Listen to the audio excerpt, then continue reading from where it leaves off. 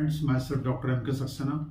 आज की इस वीडियो में सभी कृषक भाइयों का, पशुपालक भाइयों का बहुत बहुत स्वागत है। आज की इस वीडियो में मेरा टॉपिक होगा कि पशुओं के लिए विष के समान यह घास, इनके खाने से जान भी जा सकती है। इस विषय पर मैं आपसे चर्चा करूंगा, तो मेरी वीडियोस में अंत तक बने रहिए।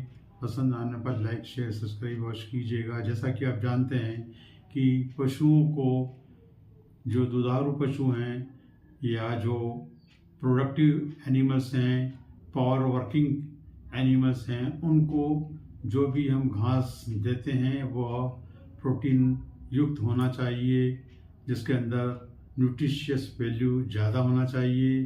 किंतु कभी कभी ऐसा भी होता है कि पशु कुछ ऐसी घास भी कृषक भाई अनजान में उन्हें खिला देते हैं जो कि उनके लिए सर दर्द और परेशानी का कारण बन सकता है। उनमें मुख्य रूप से अरंडी, गाजर घास व हाइपोमिया की पत्तियों के खाने से पशु में एलर्जी, स्किन डिसीज तथा पॉइजनिंग के केसेस हमको देखने को मिलते हैं। इसके होने से मिल्क का इल्ड की समस्या हमें हो सकती है। काम में हमें दिक्कत हो सकती है।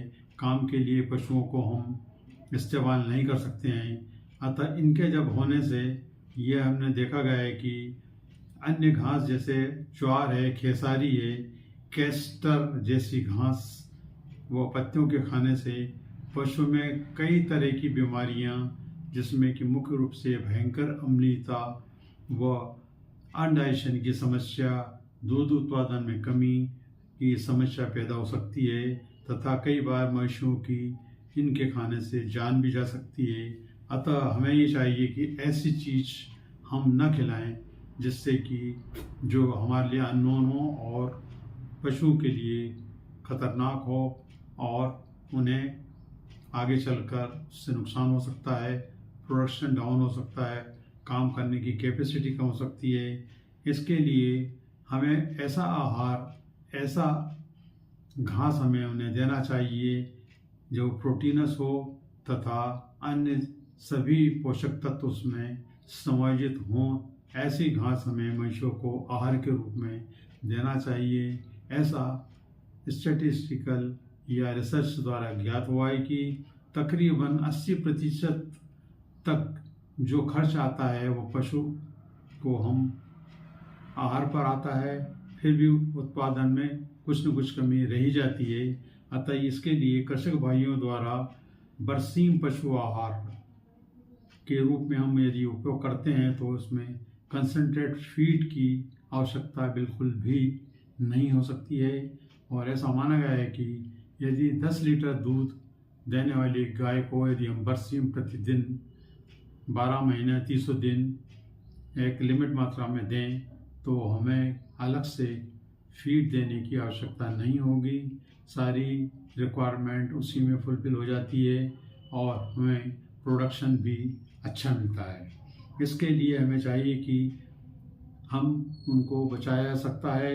अन्य पोषक तत्व इसमें जो पाए जाते हैं, जो मिल्क के लिए, मिल्क को बढ़ाने के लिए बहुत आवश्यक होता है। इसके अतिरिक्त कुछ ऐसे घास भी हैं जिनको भी हम पशुओं को, दुधारू पशुओं को दे सकते हैं, जिसमें बीन है, बीन ग्रास है, जई है, राई है, ओजोन, ओजोलाज एक ग्रास होता है, पानी की ग्रास, उसको भी हम यदि देते हैं तो हमें, हमारे जानवरों को ज़्यादा फायदा होगा।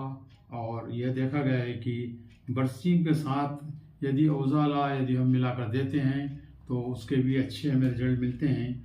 ऐसा माना गया है कि यदि 20 किलो बरसीम के साथ 40 किलो जई या ओजोला यदि हम दिया जाए तो हमें इसके बेहतर रिजल्ट मिलते हैं। इन्हीं ऐसी प्रकार के कई और भी ग्रासेस होती हैं जिनमें प्रोटीन काफ़ी होता है तथा अन्य जो भी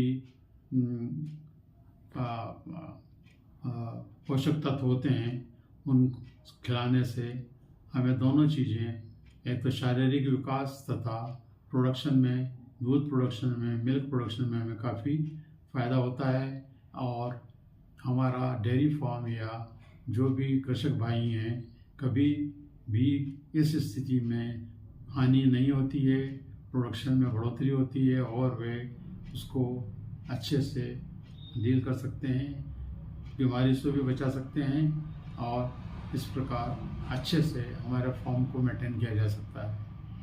अतः इस वीडियोस को फॉलो कीजिए, सब्सक्राइब कीजिए। धन्यवाद।